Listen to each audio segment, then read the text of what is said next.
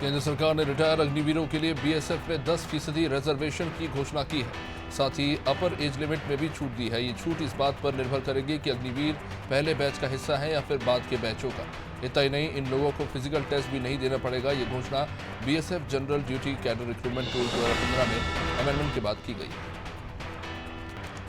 देश में कोविड की तरह फैल रहे H3N2 इन्फ्लुएंजा से पहली बार मौतों की खबर आ रही है। रिपोर्ट्स के अनुसार हेल्थ मिनिस्ट्री के हवाले से दावा किया गया है कि हरियाणा और कर्नाटक में इन्फ्लुएंजा के एक मरीज की मौत हुई है। देश में अभी तक H3N2 के 90 केसेस सामने आए हैं। पिछले 2 महीने में दिल्ली, राजस्थान, हरियाणा और कर्नाटक में कई हिस्सों में ये मामले मिले। मध्य प्रदेश में बेमौसम बारिश की मार किसानों पर पड़ रही है। प्रदेश में 3 मार्च से मौसम बदला और 5 मार्च से बारिश का दौर शुरू हो गया। 5 दिन में तेज बारिश और ओलावृष्टि से लेकर आंधी के कारण 20 से भी ज्यादा जिलों में गेहूं, चने और सरसों समेत तमाम फसलें बर्बाद हो गई। 80% से ज्यादा फसलें या तो खेतों में खड़ी हैं या फिर कटकर खलिहान में रखी हैं। इन पर फिर से संकट मंडरा रहा है। सीएम शिवराज ने कमलनाथ को झूठा बताते हुए एक बार फिर सवाल पूछा। मुख्यमंत्री ने तुलसीदास की चौपाई सुनाकर कमलनाथ पर हमला बोला और कहा कि तुलसीदास की चौपाई कमलनाथ पर सटीक बैठती है। उन्होंने अपने महाझूठ पत्र में वादा किया था कि देवी अहिल्याबाई होलकर निःशुल्क योजना शुरू की जाएगी और बच्चों को निःशुल्क शिक्षा मिलेगी। उस वादे का क्या हुआ? योगी कैबिनेट बैठक में 22 प्रस्तावों को हरी झंडी दी गई। यूपी सरकार की पहली खेल नीति को मंजूरी मिली। यूपी में खेल प्राधिकरण बनेगा। 465 करोड़ से अयोध्या की सड़कों को चौड़ा करने का प्रस्ताव पास हुआ तो उधर प्रदेश सरकार ने स्क्रैप पॉलिसी को मंजूरी दी है। कैबिनेट की बैठक में 4 निजी विश्वविद्यालय के प्रस्ताव पास हुए। गाजीपुर में बिरनों के सामुदायिक स्वास्थ्य केंद्र के डॉक्टरों पर मरीज से रिश्वत मांगने का आरोप लगा। इस मामले की शिकायत सीएम पोर्टल और सीएमओ से की गई है। आरोप है कि मरीज सुनील सिंह हाइड्रोसिल का ऑपरेशन कराने के लिए सामुदायिक स्वास्थ्य केंद्र आए थे, जहां डॉक्टर आशुतोष गुप्ता ने अपने फार्मासिस्ट शंकर नारायण वर्मा से 3000 रुपए की रिश्वत मांगने को कहा। बाराबंकी में नशे में धुत पुलिसकर्मी के खिलाफ एसपी ने एक्शन लिया। शराब के नशे में धुत पीआरबी पर तैनात आरक्षी अशोक सिंह ने प्राइवेट कार से एक व्यक्ति को टक्कर मार दी, जिसके बाद आरक्षी ने दबंगई दिखाते हुए जमकर हंगामा मचाया, जिसका एक वीडियो भी सामने आया है। अब इसी पर संज्ञान लेते हुए बाराबंकी पुलिस अधीक्षक ने उसे निलंबित कर दिया। मंडला जिले के ग्राम सागर में एक युवक ने आत्महत्या करने का प्रयास किया, जिसका वीडियो सामने आया है। इसमें साफ देखा जा सकता है कि युवक पानी की टंकी पर चढ़कर काफी देर तक कूदने का प्रयास करता रहा, लेकिन कुछ ही देर में युवक ने पानी की टंकी से छलांग लगा दी। हालांकि नीचे खड़े लोगों ने उसे समझाइश देते रहे, बावजूद इसके युवक ने किसी की नहीं सुनी और पानी की टंकी से कूद गया, जिसके चलते उसके सर और पैर में गंभीर चोटें आई। उमेशपाल हत्याकांड में शामिल शूटर साबिर के भाई जाकिर की रहस्यमय तरीके से मौत हो गई। 50 साल के जाकिर का शव यूपी के कौशाम्बी जिला स्थित कोखराज थाना क्षेत्र के गांव के खेत में मिला। खबरों के मुताबिक शव कम से कम 6 से 7 दिन पुराना है। फिलहाल पुलिस इस मामले की जांच में जुटी हुई है। बताया जा रहा है कि जाकिर 4 महीने पहले ही जमानत पर छूटा था। झारखंड के मुख्यमंत्री हेमंत सोरेन अपने पैतृक गांव रामगढ़ के नेमरा में परिवार के साथ बाहा पर्व में शामिल हुए। उन्होंने आम जनता की समस्याओं को तो सुना ही, अधिकारियों को निराकरण के निर्देश दिए। सीएम सोरेन ने गांव के लोगों के साथ एक बैठक भी की और सरकारी योजनाओं का फीडबैक भी लिया।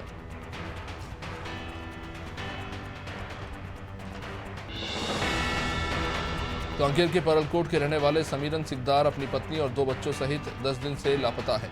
घटना के बाद से परिवार वालों का रो रो कर बुरा हाल है। हालांकि अभी तक लापता परिवार की कोई जानकारी नहीं लग पाई है। मामले की जानकारी लगने के बाद विधायक पीड़ित परिवार के साथ एसपी से मिलने पहुंचे। विधायक अनूप नाग का कहना है कि पूरे परिवार का लापता होना दुखद है। दमोह एसपी ने कुम्हारी थाने में पदस्थ 2 आरक्षकों को निलंबित कर दिया। बताया जा रहा है कि दोनों शराब के नशे में बदसलूकी कर रहे थे और लोगों से होली के दिन विवाद भी कर रहे थे, जिसका वीडियो वायरल हुआ। इसके बाद एसपी ने ये कार्रवाई की।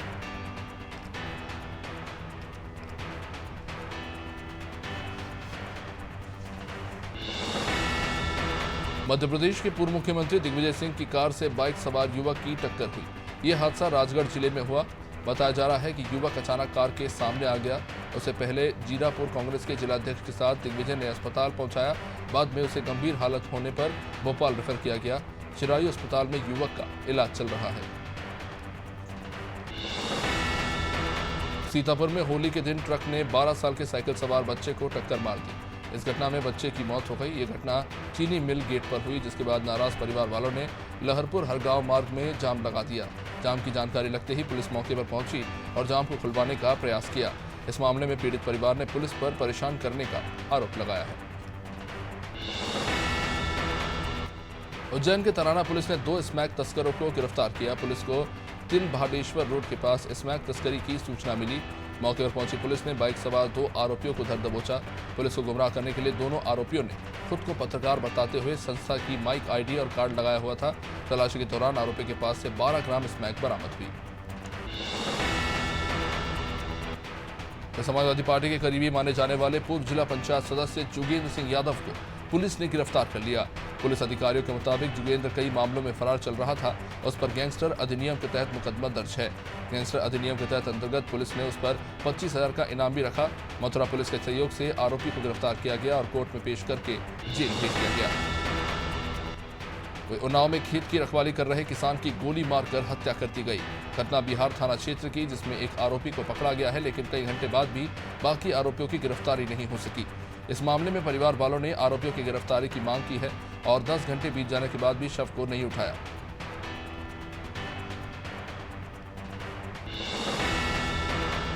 अंबिकापुर की सीतापुर थाना क्षेत्र से दिल दहला देने वाली एक घटना सामने आई है। जहां शराब के नशे में शराबी खाट पर सोई दुधमुही बच्ची के ऊपर ही बैठ गया। इससे बच्ची की सांस रुक गई और उसकी मौत हो गई। इस मामले में पुलिस ने आरोपी को गिरफ्तार कर लिया है।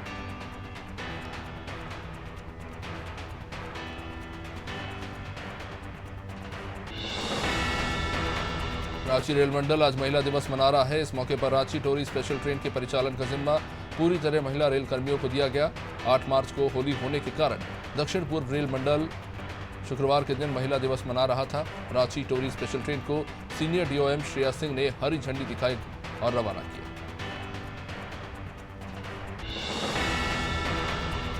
उत्तराखंड में मुख्यमंत्री पुष्कर सिंह धामी के कार्यकाल में गैरसैंण का पहला सत्र 13 मार्च से होगा। सत्र के दौरान विपक्षी पार्टियां और आंदोलनकारी कई मुद्दों को लेकर विधानसभा का घेराव कर सकते हैं, जिसको लेकर प्रशासन बड़ी मात्रा में पुलिस बल की तैनाती कर रहा है। इस सत्र के दौरान कोई व्यवधान पैदा न हो, इसे लेकर ADG law and order V Murugesan ने चमोली पुलिस को मुख्यालय स्तर से अलर्ट मोड पर रहने की हिदायत दी। भाजपा के टारगेट किलिंग के आरोपों पर कांग्रेस संचार प्रमुख सुशील आनंद शुक्ला ने पलटवार किया। उन्होंने कहा कि प्रदेश से भाजपा मुद्दा विहीन हो चुकी है और भ्रम फैलाकर राजनीति करना चाहती है। भाजपा की सरकार में 118 से अधिक नेताओं की हत्या हुई, 32 नेताओं की झिरम में हत्या कर दी गई। यहां निम्न स्तरीय राजनीति हुई है।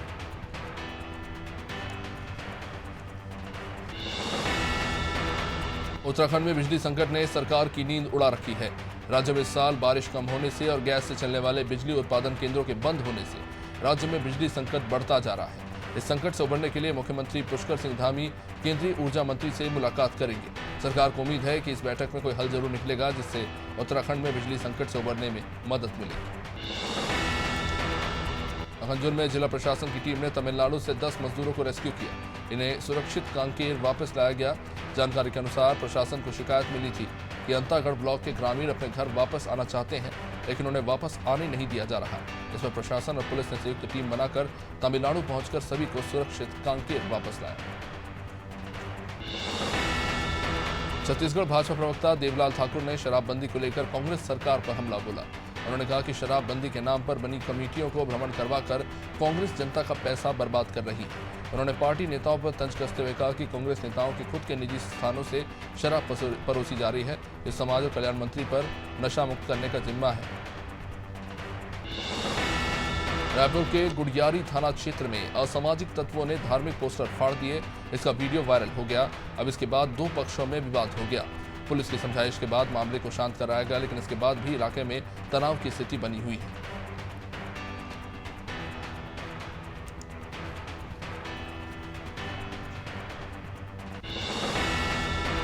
अजयगढ़ के धर्मपुर थाना अंतर्गत नया गांव में शर्मसार कर देने वाला ये मामला, जहां एक 55 साल के उम्र दराज बुजुर्ग ने महिला के साथ कुल्हाड़ी की नोक पर बलात्कार किया।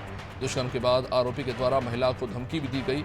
महिला का पति दरअसल अहमदाबाद में मजदूरी करता है। महिला ने अपने पति से फोन पर रेप की घटना की जानकारी दी। इसके बाद पति ने आकर आरोपी के खिलाफ शिकायत दर्ज कराई।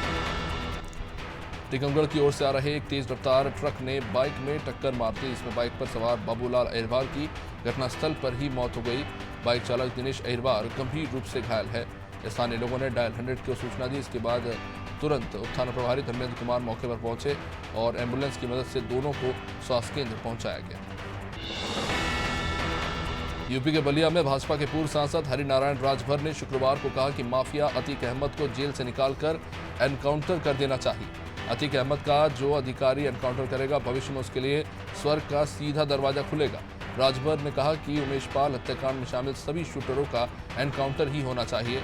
अतीक अहमद जेल में रहते हुए षड्यंत्र और साजिश रच रहा है। यूपी के बाराबंकी में पुलिस आरक्षी ने एक युवक को थाना परिसर में पीटना शुरू कर दिया, जिसका एक वीडियो सोशल मीडिया पर जमकर वायरल हो रहा है। इसमें साफ तौर पर देखा जा सकता है कि संबंधित पुलिसकर्मी एक युवक का हाथ मरोड़ते हुए उसे पीट रहा है। ये मामला बाराबंकी के कोतवाली रामनगर का बताया जा रहा है, जिसके बाद मुख्य आरक्षी जगदम्बा प्रसाद को लाइन हाजिर किया गया। आरटीसी बढ़वा में शुक्रवार को सीआईएसएफ की स्थापना के 54वें वर्ष पूरे होने पर भव्य समारोह का आयोजन किया गया। इस समारोह में खरगोन कलेक्टर शिवराज सिंह वर्मा, भारतीय प्रशासनिक सेवा जिला दंडाधिकारी खरगोन मुख्य रहे और इस कार्यक्रम के दौरान भव्य परेड का भी आयोजन किया गया।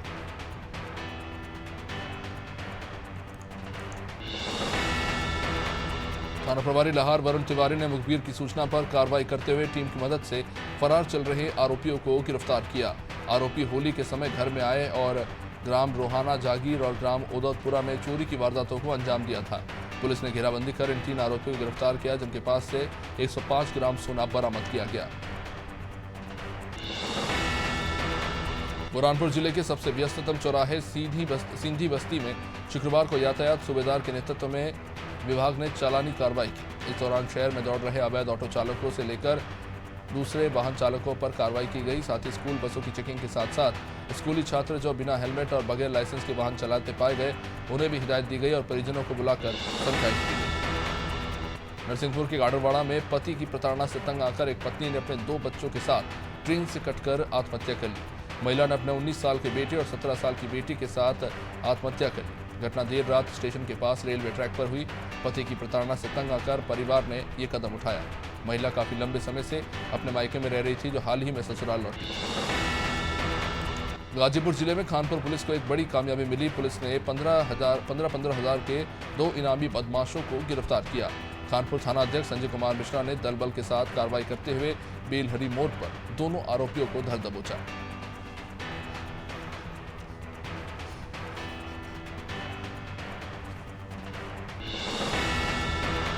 गोंडा करनेलगंज में अपने ससुराल में होली खेलने आए व्यक्ति की लाश संदिग्ध परिस्थितियों में थाना क्षेत्र कटरा शहबाजपुरा रेलवे क्रॉसिंग के पास मिली।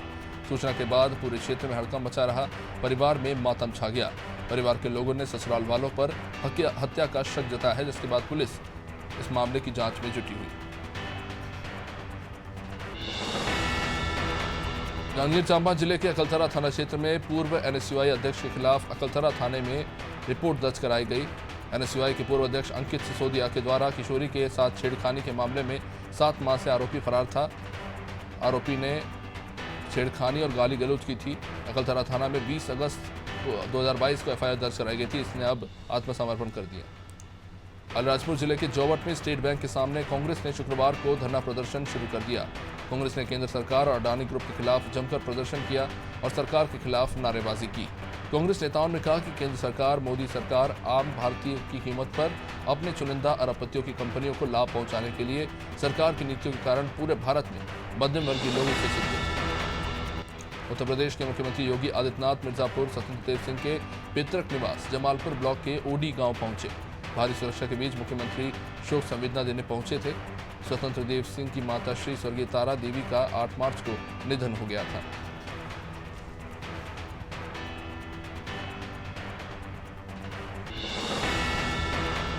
शुक्रवार को सैकड़ों की संख्या में मध्य प्रदेश मानसेवी आंगनबाड़ी कार्यकर्ताओं, मिनी कार्यकर्ताओं और सहायिकाओं ने मिलकर अपनी मांगों और समस्याओं के निराकरण के लिए नीमच कलेक्टर कार्यालय पहुंचकर मुख्यमंत्री शिवराज के नाम ज्ञापन सौंपा। जिले भर से पहुंची आंगनबाड़ी कार्यकर्ताओं और अन्य सहायिकाओं ने तहसीलदार एमएल वर्मा को ज्ञापन सौंपते हुए मांग की कि शासकीय कर्मचारियों ने घोषित किया जाए। कांकेर जिले के पंचायत सचिवों में प्रांतीय आह्वान पर 16 मार्च से आंदोलन जाने की बात कही जा रही है। शुक्रवार को पंचायत सचिवों ने प्रशासन को इस संबंध में अवगत कराते हुए गोबर खरीदी कार्य नहीं करने की बात कही। सचिवों का कहना है कि प्रदेश में कार्यरत सचिवों को दिए गए आश्वासन पर अमल न करते हुए सरकार ने बजट में पंचायत सचिवों को शासकीयकरण करने की कोई प्रावधान नहीं किए। गदागंज थाना क्षेत्र के लल्ली की चक्की चौराहे पर दो बाइकों की आमने सामने से टक्कर हो गई, जिसमें बाइक सवार दो युवक गंभीर रूप से जख्मी हो गए।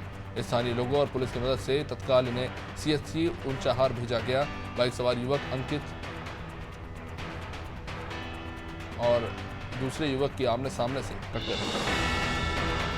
सिद्धार्थनगर जिले में सरकार की योजनाओं को गांव-गांव तक पहुंचाने के लिए ग्राम चौपाल कार्यक्रम का आयोजन किया गया। ये कार्यक्रम विकास खंड बर्डपुर नंबर 2 में आयोजित हुआ, जिसमें मुख्य अतिथि खंड विकास अधिकारी सुरेश कुमार रहे। एडीओ पंचायत राम प्यारे, खदान विभाग के एओआर विजय कुमार, विजेंद्र कुमार और ग्राम विकास अधिकारी भी मौजूद रहे।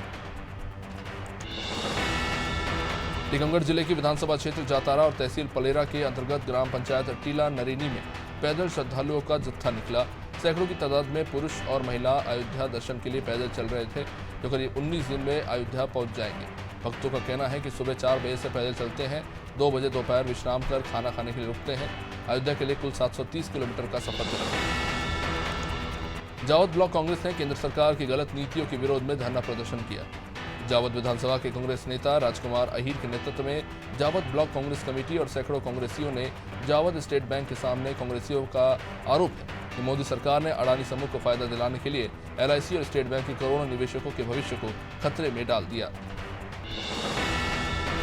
नर्मदापुरम जिले के माखननगर की ग्राम सांगाखेड़ा कला में 7 मार्च को पैसों के लिए सोने चांदी के गहने लूटकर बुजुर्ग महिला को मौत के घाट उतारने का ये मामला सामने आया। इसके बाद नर्मदापुरम पुलिस ने जांच करते हुए 48 घंटे में हत्या के मामले का खुलासा किया और आरोपी को गिरफ्तार कर हथियार सहित सोने चांदी के जेवर बरामद किए। कौशाम्बी में भीषण सड़क हादसे में एक सिपाही की मौत हो गई। हादसा पुलिस लाइन गेट के बाहर हुआ। सिपाही की तैनाती पैंसा थाने में थी, लेकिन पिछले कुछ दिनों से ड्यूटी के लिए उसे कौशाम्बी बुलाया जा रहा था। फिलहाल शव को कब्जे में लेकर पोस्टमार्टम के लिए भेजा गया है और जांच शुरू कर दी गई।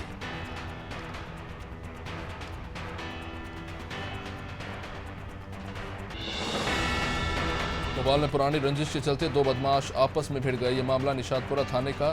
घटना में आरोपी सलमान ने अली शिकारी पर पिस्टल से फायर किया, जिससे उसकी मौत हो गई। मामले में पुलिस का ये कहना है कि मामूली बात को लेकर दोनों में झगड़ा हुआ था।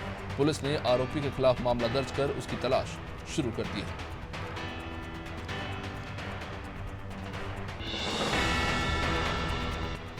कांग्रेस 13 मार्च को भोपाल में बड़ा आंदोलन करेगी। जवाहर चौक से राजभवन तक कमलनाथ के नेतृत्व में कांग्रेस के विधायक और प्रदेश भर के कांग्रेस कार्यकर्ता पैदल मार्च करेंगे।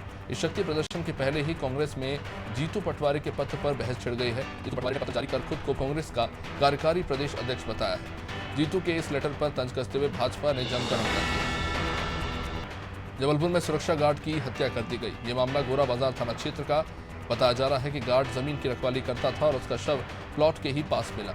इस मामले में थाना प्रभारी विजय परस्ते का कहना है कि पुलिस ने शव को कब्जे में लिया है और जांच शुरू कर दी।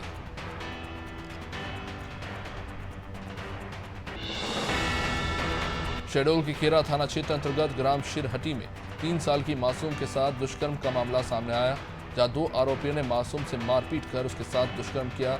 मासूम की इलाज के दौरान मौत हो गई। प्रशासन ने अब दुष्कर्म के आरोपियों के मकान पर बुलडोजर चलाकर मकान को जमींदोज कर दिया।